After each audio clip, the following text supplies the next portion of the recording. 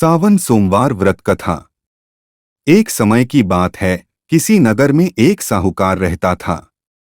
उसके घर में धन की कोई कमी नहीं थी, लेकिन उसकी कोई संतान नहीं थी। इस कारण वह बहुत दुखी था। पुत्र प्राप्ति के लिए वह प्रत्येक सोमवार व्रत रखता था और पूरी श्रद्धा के साथ शिव मंदिर जाकर भगवान शिव और पार्वती जी की पूजा करता। उसकी भक्ति देखकर एक दिन मां पार्वती प्रसन्न हो गईं और भगवान शिव से उस साहूकार की मनोकामना पूर्ण करने का आग्रह किया। पार्वती जी की इच्छा सुनकर भगवान शिव ने कहा कि हे पार्वती, इस संसार में हर प्राणी को उसके कर्मों का फल मिलता है और जिसके भाग्य में जो हो उसे भोगना ही पड़ता है।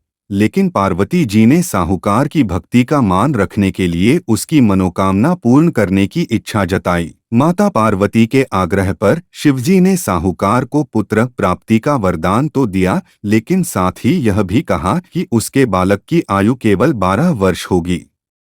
माता पार्वती और भगवान शिव की बातचीत को साहूकार सुन रहा था। उसे ना तो इस बात की खुशी थी और ना ही दुख। वह पहले की भांति शिवजी की पूजा करता रहा। कुछ समय के बाद साहूकार के घर एक पुत्र का जन्म हुआ।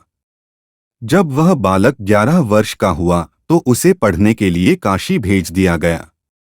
साहूकार ने पुत्र के मामा को बुलाकर उसे बहुत सारा धन दिया और कहा कि तुम इस बालक को काशी विद्या प्राप्ति के लिए ले जाओ और मार्ग में यज्ञ कराना। जहां भी यश कराओ वहां ब्राह्मणों को भोजन कराते और दक्षिणा देते हुए जाना।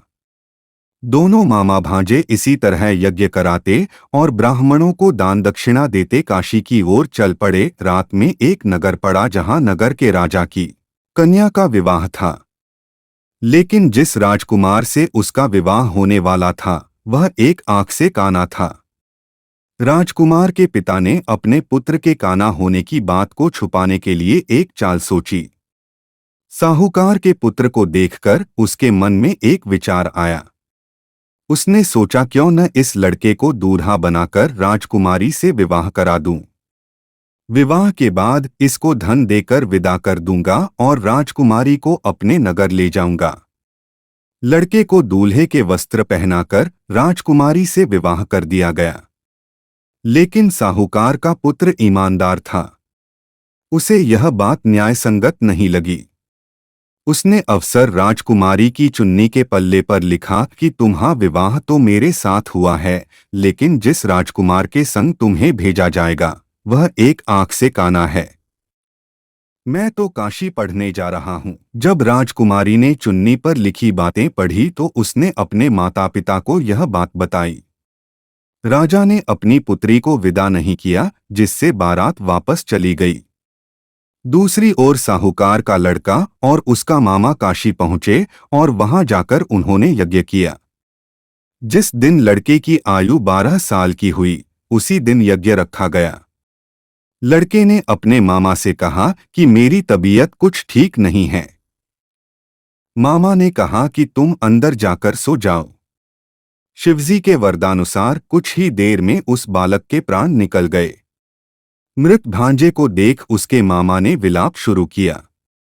संयोगवश उस समय शिवजी और माता पार्वती उधर से जा रहे थे।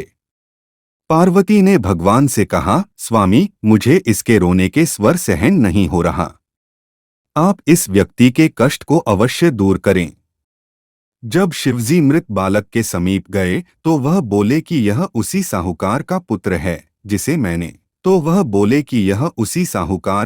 है जिसे मैंने 12 वर्ष की आयु का वरदान दिया।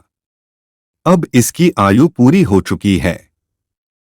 लेकिन मातृभाव से विभोर माता पार्वती ने कहा कि हे महादेव, आप इस बालक को और आयु देने की कृपा करें, अन्यथा इसके वियोग में इसके माता पिता भी तड़प तड़प कर मर जाएंगे। माता पार्वती के आग्रह पर भगवान शिव ने उस लड़के को जीवित होने का वरदान दिया। शिवजी की कृपा से वह लड़का जीवित हो गया। शिक्षा समाप्त करके लड़का मामा के साथ अपने नगर की ओर चल दिया। दोनों चलते हुए उसी नगर में पहुंचे जहां उसका विवाह हुआ था। उस नगर में भी उन्होंने यज्ञ का आयोजन किया। उस लड़के के ससुर ने उसे पहचान लिया और महल में ले जाकर उसकी खातिरदारी की और अपनी पुत्री को विदा किया। इधर साहूकार और उसकी पत्नी भूखे प्यासे रहकर बेटे की प्रतीक्षा कर रहे थे। उन्होंने प्रण कर रखा था कि यदि उन्हें अपने बेटे की मृत्यु का समाचार मिला तो वह भी प्राण त्याग देंगे, परंतु अब बेटे के जीवित होने का समाचार पाकर वह बेहद प्रसन्न हुए। उसी रात भगवान शिव ने व्यापारी के स्वप्न में आकर कहा, हे श्रेष्ठी, मैंने तेरे सोमवार के व्रत करने और व्रत कथा सुनने से प्रसन्न होकर तेरे पुत्र को लंबी आयु प्रदान की है। इसी प्रकार जो कोई सोमवार व्रत करता है या कथा सुनता और पढ़ता है, उसके सभी दुख दूर होते हैं और समस्त मनोकामनाएं पूर्ण होती हैं।